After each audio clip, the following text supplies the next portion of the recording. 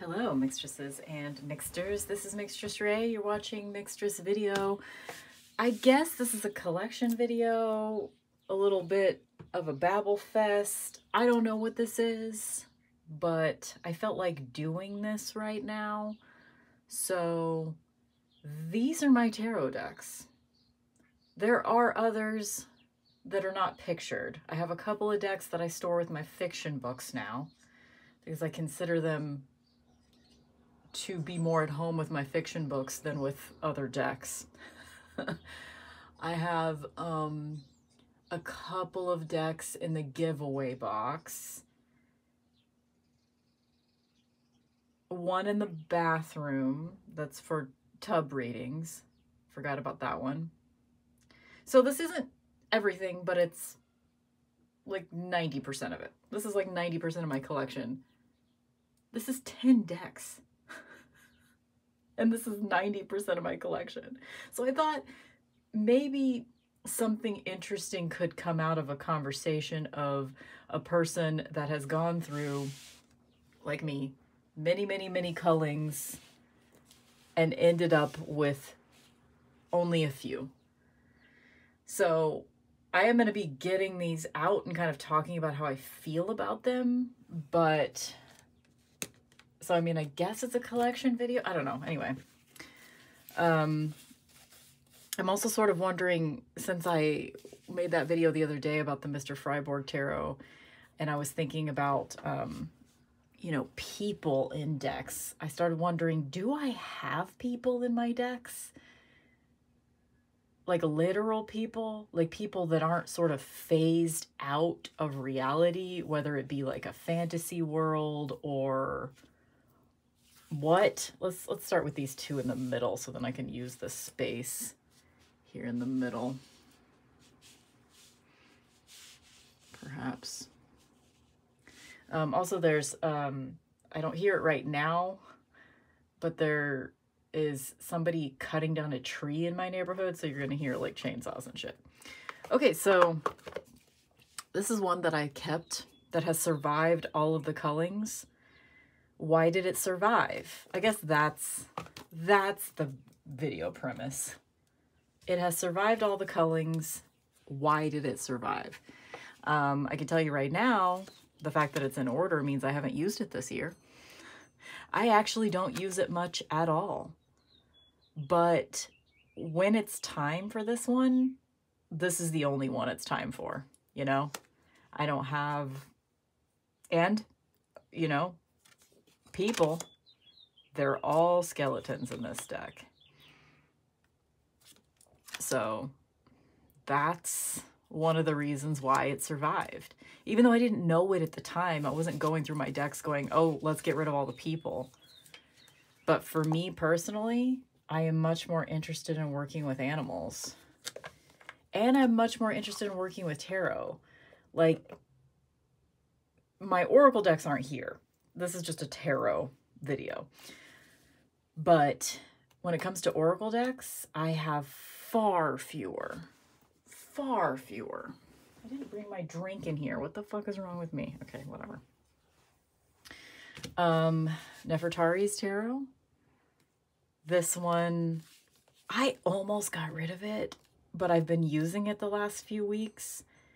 And I'm so glad I kept it because it's actually a really perfect candlelight deck because the contrast between the shiny and the figures actually shows up really well in candlelight, and the imagery is simple enough and expressive. That's another thing. Like the ones that survived, the two main characteristics I feel like, and I guess we'll see as we look through these if it's true, but the two main characteristics are simple and not real, or phased out of reality, I guess is a better term. Like, I feel like this is a phase out of reality because it's depictions of another time.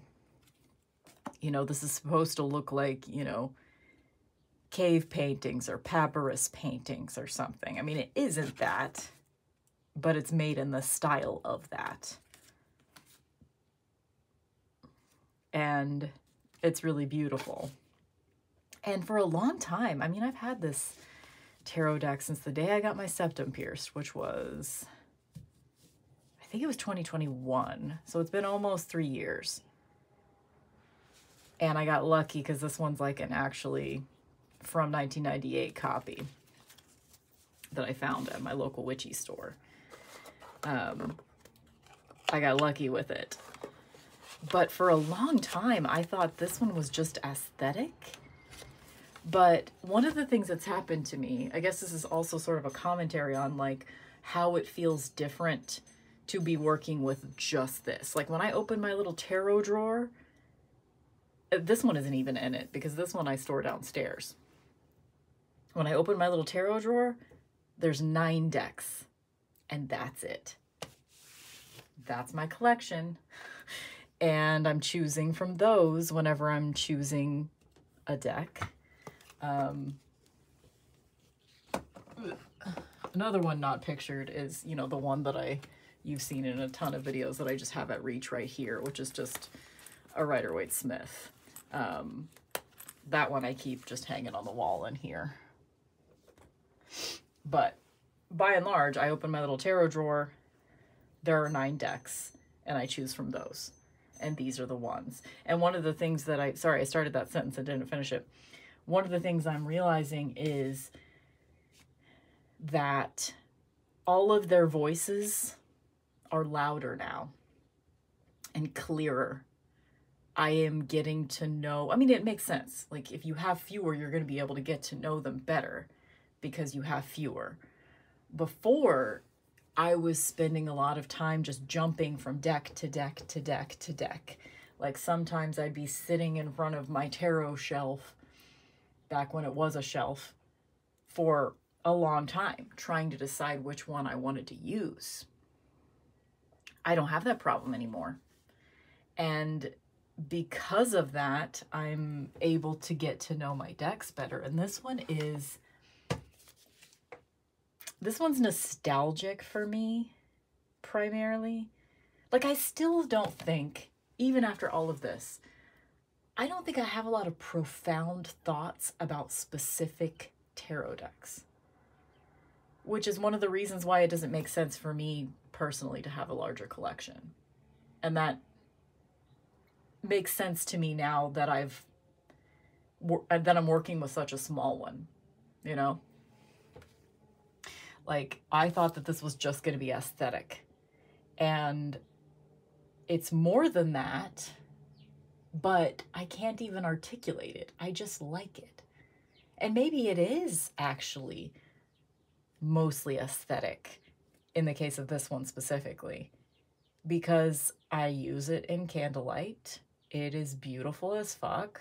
I enjoy it. It does have consistent symbolism in it.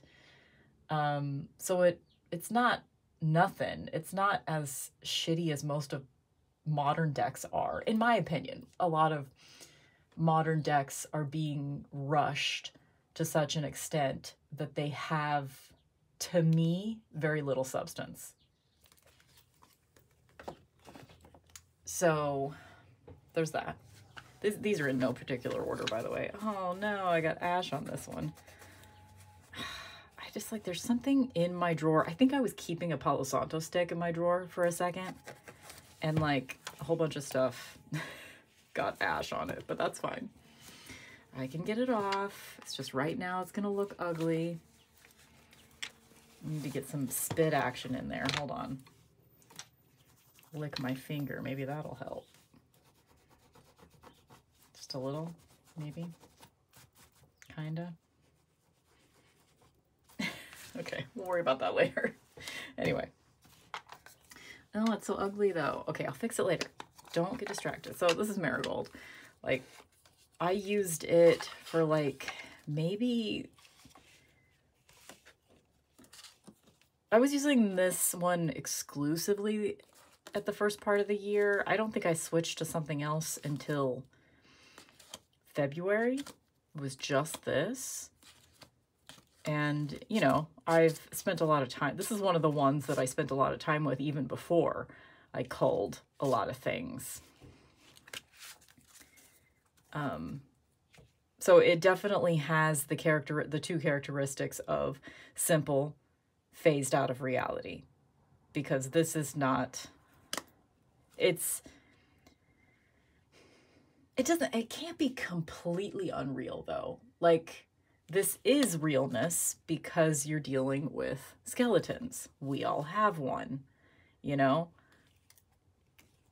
There's not a lot of fantasy in this deck, and it's based on Sufism, however you say that.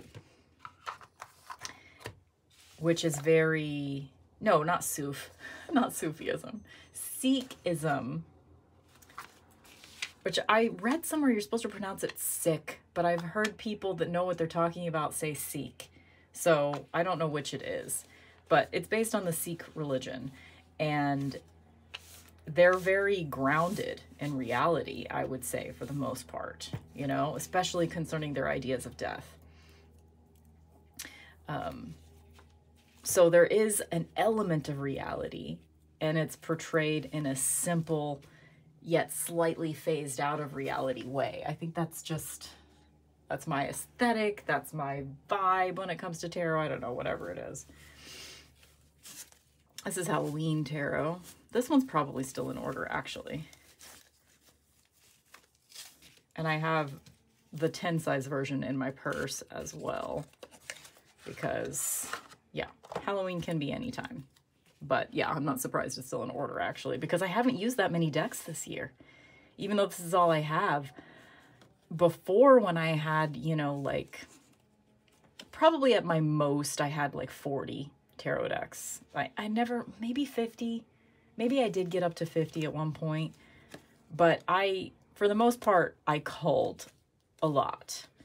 I mean, I have had, you know, if you count all the ones I have had and let go of, I've definitely had at least, God, maybe at least 200, 150.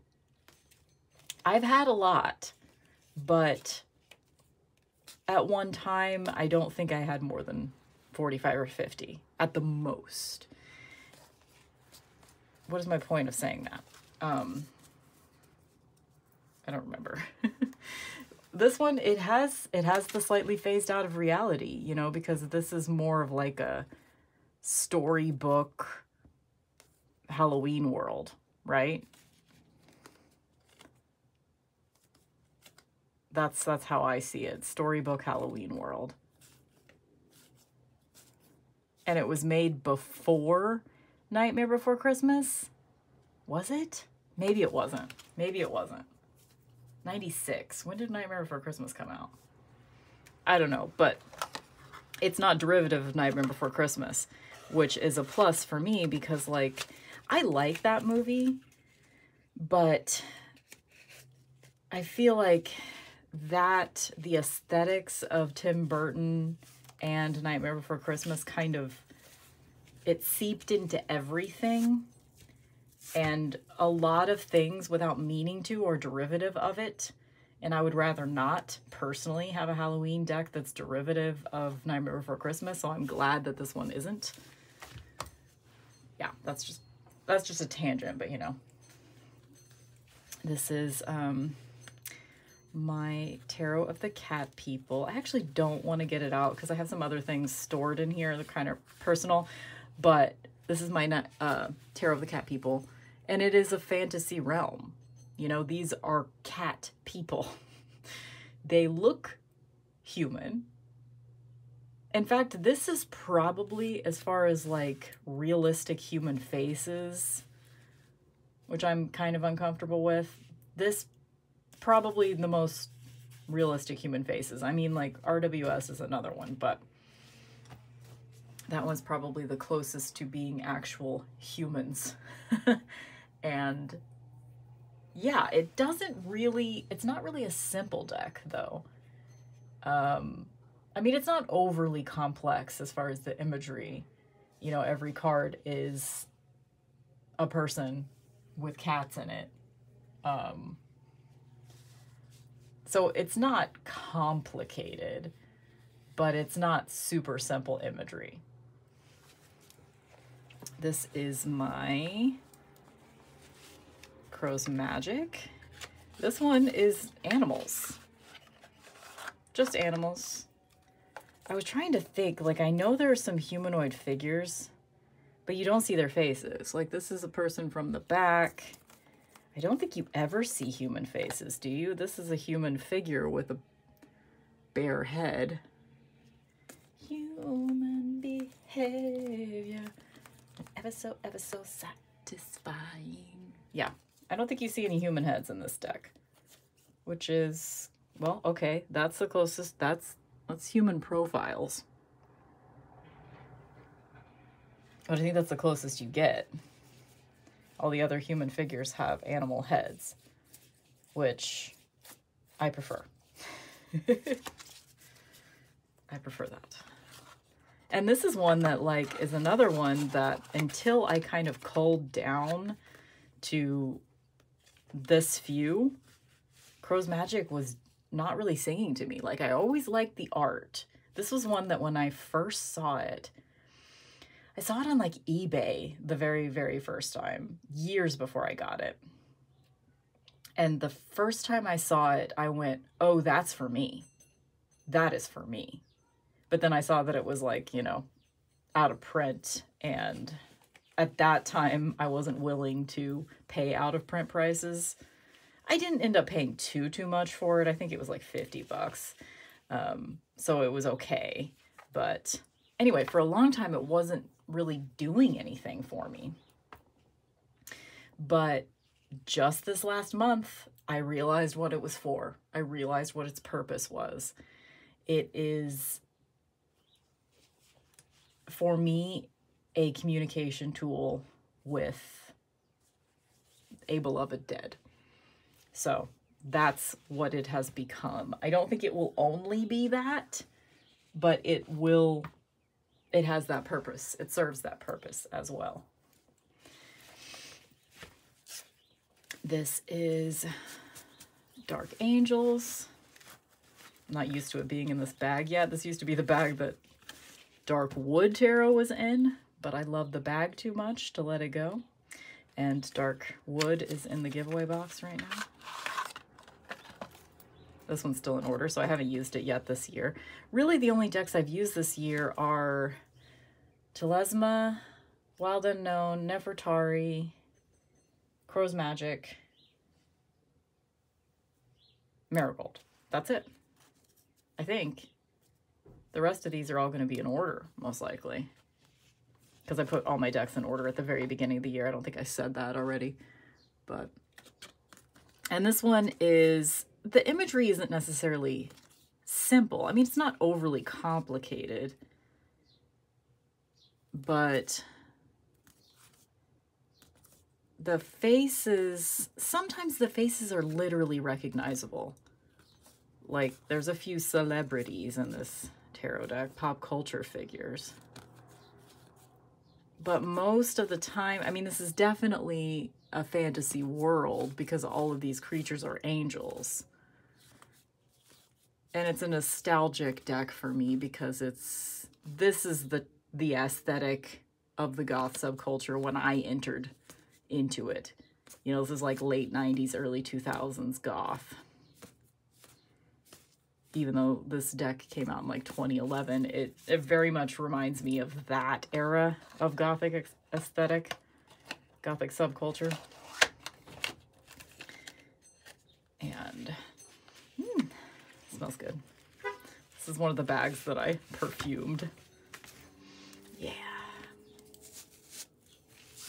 Scent your decks, guys. It's a good time.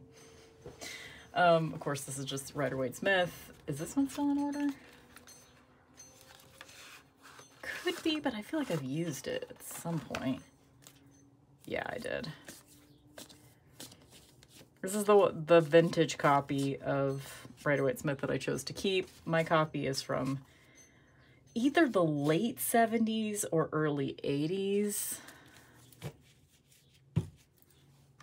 And I love it.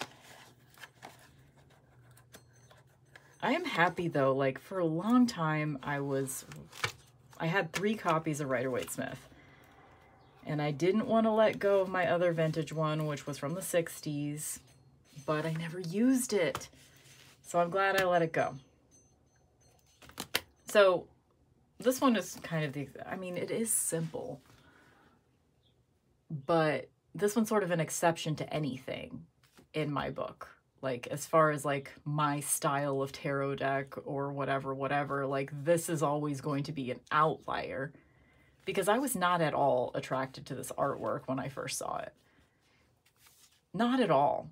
In fact, I didn't even try the Rider-Waite-Smith tarot deck until 2018. And it unlocked everything for me.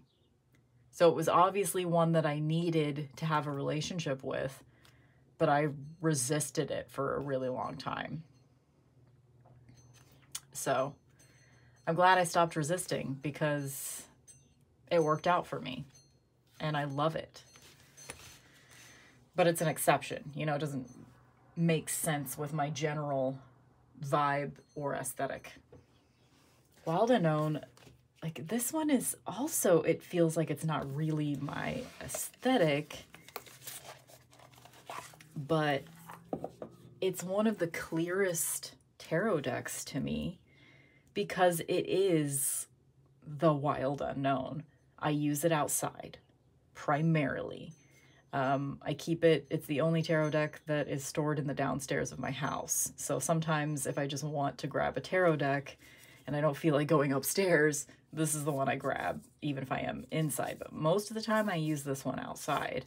In fact, just today, I had to chase the cards down in my backyard because it was too windy. And I had a little spread on my table on my back deck and all the cards flew away and I had to chase them down in the yard. So, you know, but it likes it, you know, this is one that I feel like actually contains my energy and it contains the energy of the Wild Unknown. I mean, not that my fucking backyard in, I mean, it's not, it's kind of suburban, my neighborhood.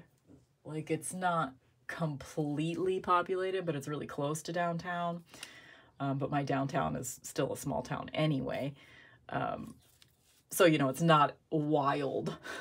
My backyard is not wild, but it's been to some places and the cards really hold up.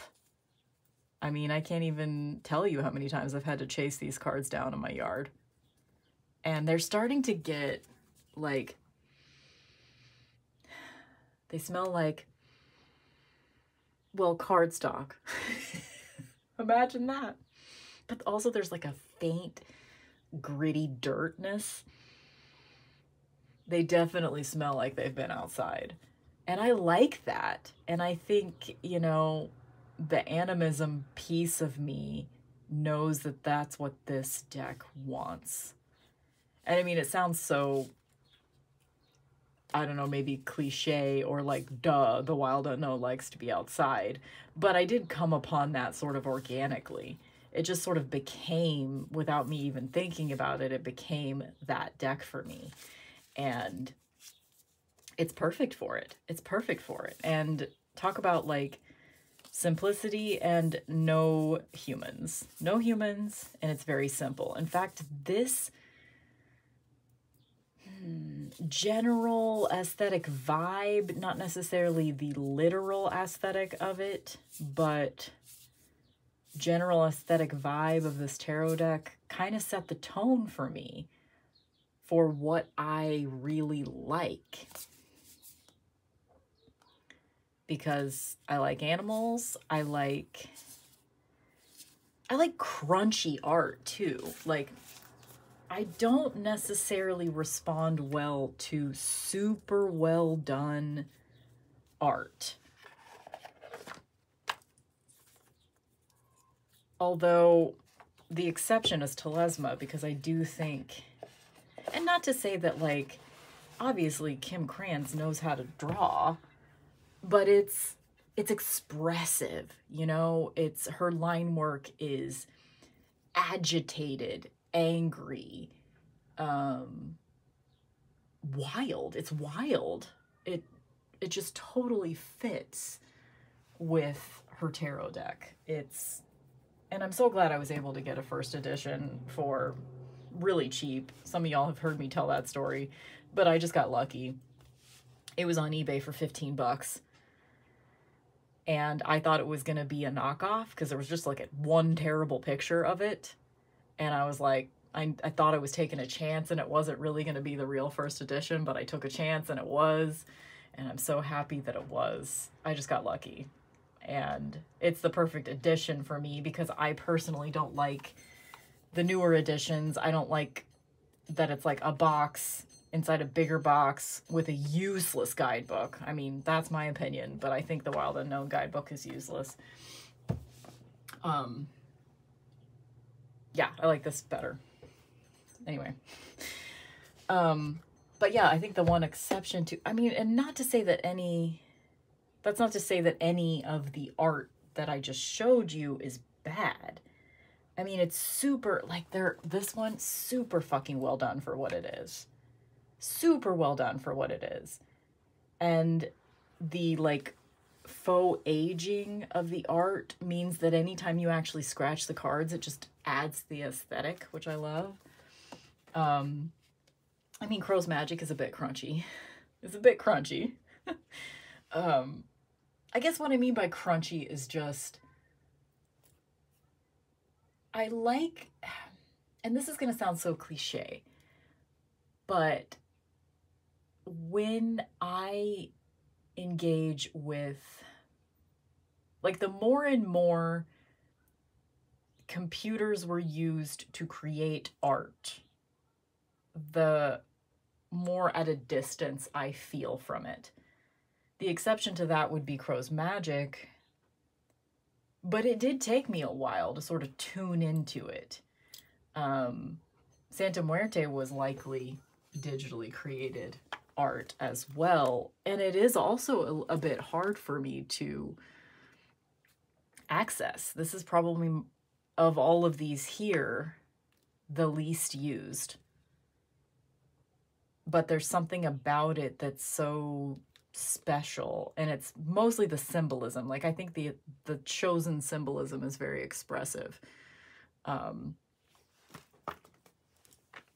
But overall, like, digital art doesn't work for me. I'm not sure if AI art will ever work for me on an aesthetic level. Like, if you take all of the controversial arguments out of it, which are important arguments to have, if you take all of that shit out of it and just look at the art, like, AI art right now can be, it's fun to play with.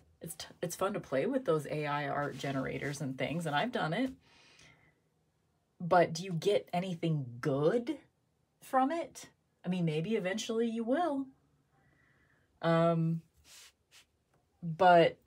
to me, and this is so cliche to say, but to me, it doesn't provide a reflection. You know, it's not,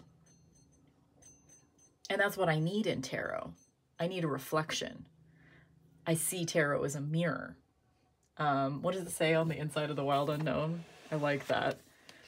Welcome to the Wild Unknown Tarot. You'll find no wrongs or rights inside this box. Only mirrors for reflection. Open your mind, draw a card, and have fun on your journey. I like that. Yeah, so what am I talking about? I don't know.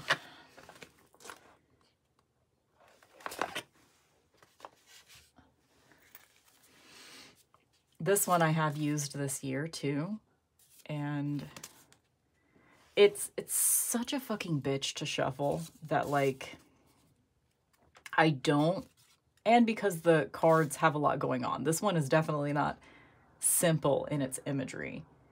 However, I feel like it's simple in its message. It's not chaotic in the sense that, like, for me, most of the time, these images are so well constructed that it's not the kind of cluttered where your brain is just constantly bouncing to all the different things, even though there can be many different elements on one card, but you're going to be drawn in to the thing that matters, you know? And it can be different things at different times. But for me, I haven't had the problem of just being super overstimulated by how much is on these cards, but I could see how someone would be in a deck like this. But for me, it doesn't work like that. It would if I were doing a spread. Like, I don't do spreads with this one. This is one that it's mostly like a hang out on a stand in an altar space kind of tarot deck. Which is fine because it's the only one that I have like that at this point. I mean, I have other decks that I will put in a stand. I usually put my daily card in a stand no matter what deck I'm using. But this one is the one that is best for that purpose, you know? Because it's so beautiful and the composition is really on point. It took so much time to put together because this one is, you know, literal cut and paste collage. This is one of the best images in the deck too, this Empress, because it is a little bit more simple. I think for me with art, simplicity is a good thing. You know what is hilarious? I never noticed until right now that there's a car right here. It's in the center of the image, but my eye always goes to the stack of pancakes. And then I see the heart in the background, and then I see this little cove with a statue in it. And then I see the little houses, but I never saw the car until just now. But it didn't feel like I was missing something before I saw the car, you know? This is one that just continually surprises me, actually. Because I think Tara Cochran knows her shit. Like, she knows her shit. And she's got that great mixture of, like, knowing your symbolic language, knowing your occult shit, but also letting yourself have your own associations and letting some shit just come together magically. Because you would have to if you're using just collage, if you're using like just magazines and shit for your source material. Like sometimes there's going to be something not necessarily accidental, but you're just going to come across something that you just want to put in an image because it's going with the general color scheme of that particular image or whatever. And it's almost like those of y'all that have tattoos, have you ever gotten a tattoo that like at the time that you got it, it didn't actually mean that much, but once you got it put into your skin, you made up a whole mythology surrounding it? I have tattoos like that, where it's like, or layers of the symbolism of the tattoo that you got will reveal itself to you after you've already decided to put it on your skin, you know? And sometimes art happens like that too. Sometimes like an image will just call out to you to go with a theme that you're doing and you don't know why. And then later you'll realize why.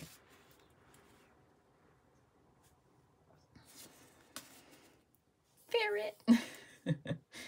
But yeah, so what do these decks have in common, if anything? Why did they stay? I mean, they all have their own reasons for being in my life.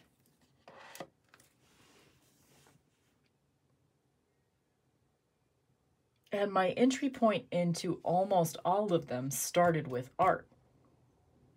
You know, I like the aesthetic. That's why you choose to buy a tarot deck, right?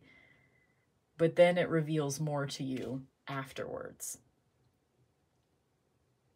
And 9 times out of 10, it reveals to me that I don't actually like working with it and it leaves, you know?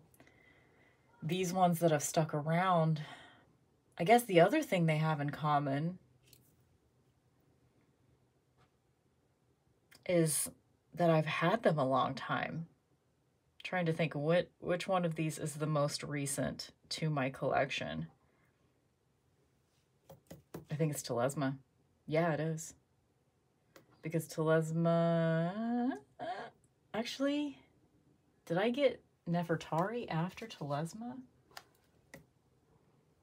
Have I had Telesma 3 years now or just 2? I think it's just been 2, right? So yeah, I think this is the most recent in my collection, but I got it, I know it was April. I just don't know if it was 2021 or 2022. So it's been at least 2 years, but probably 3. For some reason, I just remember that it was April. Of course, I can be wrong. I'm not necessarily a reliable narrator most of the time. I mean, I do still have Buffy Tarot. It's just not here because I keep it with my fiction books. And I did just get that one like less than a year ago. So that's technically the most recent tarot deck. Yeah. And I'm not sure if the reasoning for that is just that it takes me that long to really trust a deck, or if the reasoning for that is that I, for whatever reason, was able to get the things that really worked for me right from the beginning. It's like my instincts were correct in the very beginning. You know, of these here, how many of these decks did I get the first year that I was really collecting tarot? This one, this one, this one, this one, this one, this one.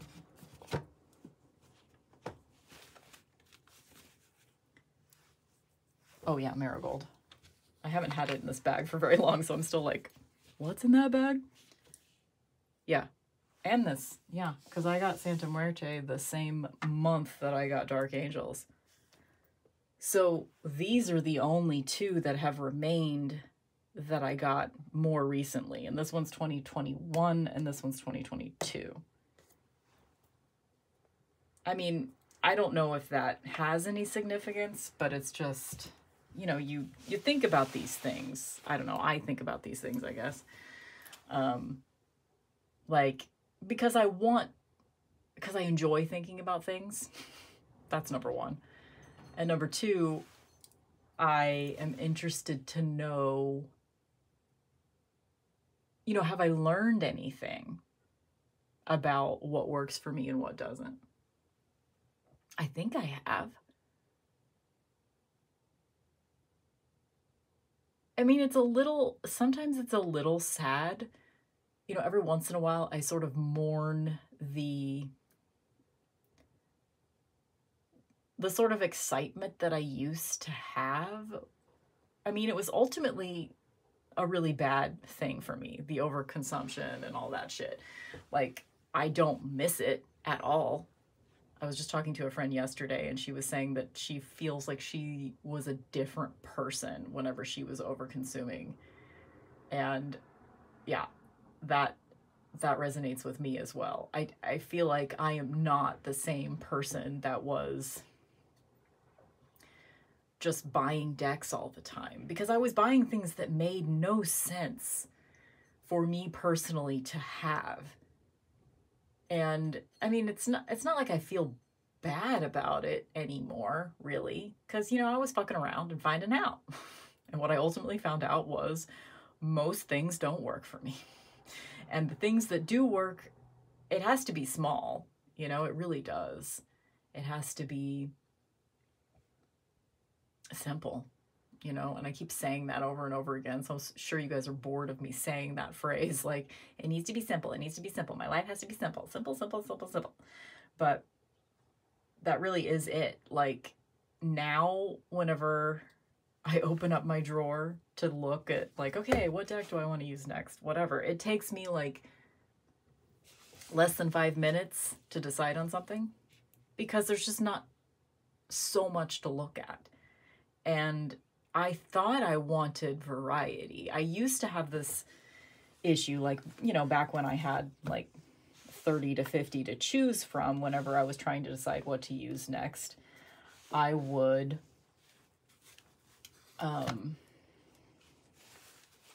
look and look and look for like, you know, however long. And I would think, okay, well, I don't have what I need then. What do I need? And then I would look online to see something else I could buy. When now, if I look at this, at all of this, and it's all in a drawer too, so most of them are just sitting flat like this because the drawer is wide enough that they can all just sort of have their own little space. They have room to breathe. And if I don't necessarily find something that excites me in the moment, it doesn't make me want to go buy something else anymore. It's just kind of like, it's not necessarily a loss to not have that excitement anymore. It's just like I'm looking at it going, yeah, okay, what do I want right now? What do I want right now? And every once in a while I have to take a couple of them out and kind of flip through them for a second to decide, which I had to do before, but I was doing that while looking at like 30 or 40 or 50. And now I'm just looking at 9 or 10 to make that decision. So it's a lot easier of a decision to make. And, you know, every once in a while, it doesn't seem super exciting. And that can be sad for a second. But ultimately, it's really not that sad. I don't know. I don't know if I'm saying anything right now. And I've been talking for 42 minutes already. So, yeah, I don't know. The experiments of the overconsumption, like for a long time, I was just excited, you know? I wanted to try everything.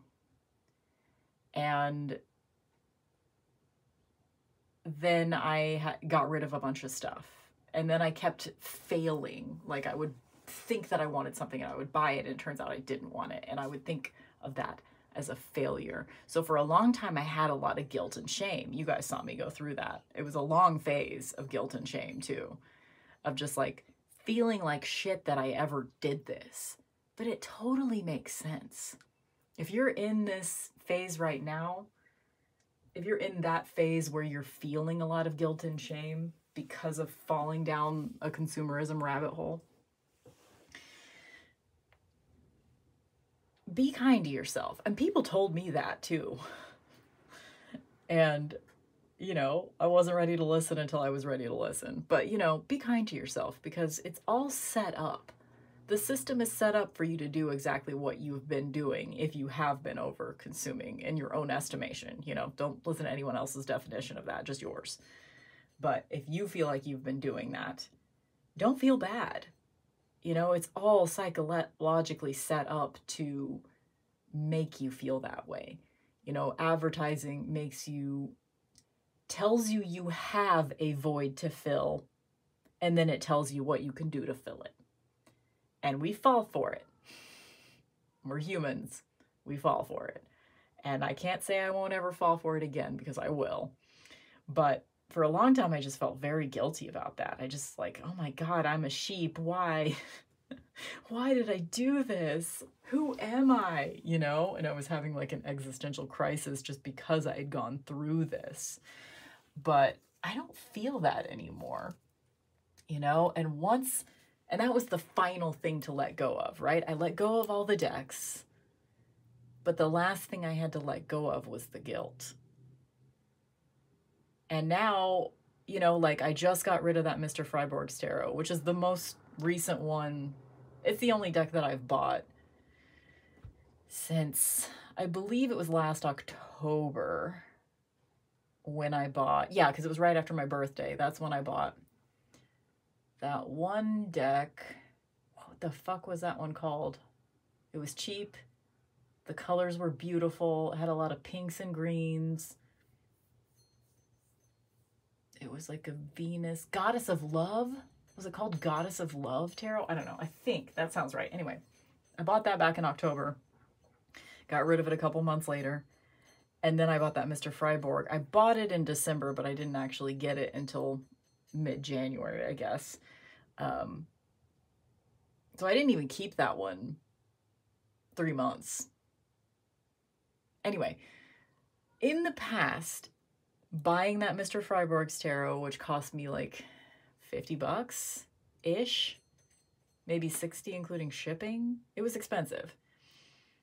In the past, buying that and then deciding to let it go 2 or 3 months later would have made me feel really guilty.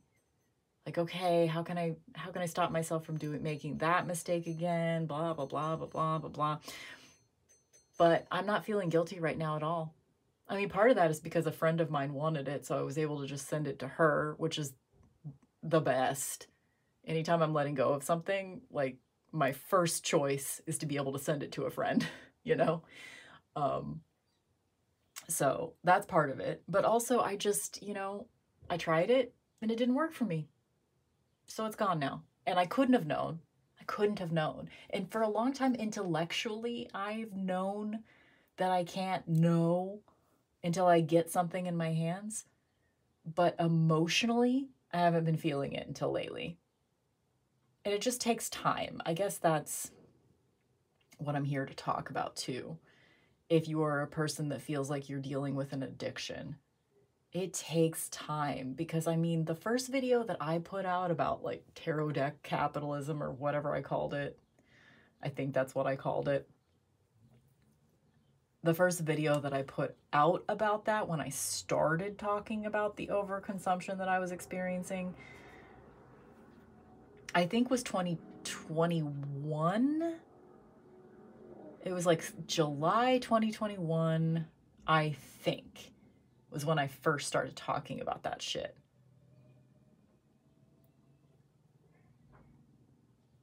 And maybe even 2020. I don't know. Anyway, the point is, it's taken me some time to really like wrap my head around it, to actually get to a point where not only have I pulled back from the consumption, not only have I let go of a lot of things and kind of stopped, for all intents and purposes, buying more. I mean, I'm sure something will really grab me someday, but when that something really grabs me, it's going to be for a real reason now, I think. That's my theory, anyway. Whereas in the past, it was like something was grabbing me almost every day. It was like I felt like I needed something else all the time. I would start to feel like, an itch for a fix if I didn't currently have something on its way to me. There was always packages that were on their way for years. And for a while, I mean, you have to sit with the discomfort too. That's part of it. Like if you feel like you're at a pace with a consumption level that you're uncomfortable with, that is such that you're obsessively tracking every package, something's always on its way to you. Like you think, or for me anyway, it was like I thought it was exciting, and there definitely was excitement in it, but it actually was more anxiety inducing than it was exciting. That was the prevailing feeling, was anxiety, not excitement. I mistook it for excitement. And when I let it go, it was hard, it really was an addiction for me, just shopping online in general. Because, before the tarot decks, it was other things. I've had issues for a while with buying things, with buying too many things. And it took some time. It really did. And it went through many phases and many like relapses, and I would have to make these weird rules for myself just to try out different ways of coming at it, and a lot of those things didn't work. And I don't know. It's a weird addiction to go through, right? Whenever you are addicted to buying things, because you're never going to stop needing to buy things. So you can't quit buying things cold turkey, most likely. Although, me doing my online no buy this year, it has sort of seeped into my everyday life as well. Like, my first thought now, because I've trained myself to do it this way, you know, it took a while, but my first thought now when I run out of something is, okay, do I have any more of this anywhere in my house? I'm using up all the shampoos that have built up in the hall closet that I don't necessarily love, but I'm getting them done, I'm getting them out. And it's going to be a reward when I get to the end of the hall closet shampoos, you know? I'm going to be like, yes, I can go out and buy whatever fucking shampoo I want now, or choose to make my own, or, you know, whatever. You know, it's exciting now. Like, I'm becoming more engaged with life. And so I think you could possibly decide not to buy anything, but anyway, it's not the same. It's not the same as like alcohol. Like, obviously that can be a lot more detrimental to your health, but you can just decide there's no more alcohol in my life. And I'm not trying to make it sound simple. Like, you can just decide. I'm not trying to make it sound simple, but like, you can't go without buying things. Most likely. You know, you'd have to make a really extreme life change in order to do that. But yeah. Anyway, at this point, I think I'm just like getting into the circular thinking, circular speaking, which is when I need to stop myself. So thanks for listening to whatever this was.